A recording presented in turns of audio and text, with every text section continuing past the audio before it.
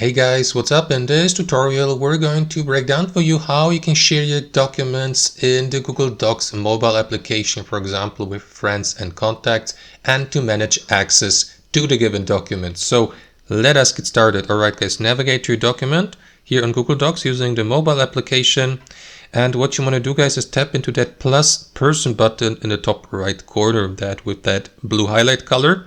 Tap into it. And after that you will be redirected to that menu here. So to add a contact to that list here, simply tap into that field at the top, type in the name of the given user and select the email address from that list below to add the given person to the given list. So let me go with that user here just for the sake of this tutorial. And below guys, tap into the current role to give the given user one of these access roles here, like editor, commenter, or viewer. Let me switch to a viewer for the sake of this tutorial, and that is going to manage the access to the given document for the selected user. And last but not least, if you'd like to send the invitation to the given user so that he or she may access your document through their Google Docs account, simply tap into that arrow to the right in the top right corner.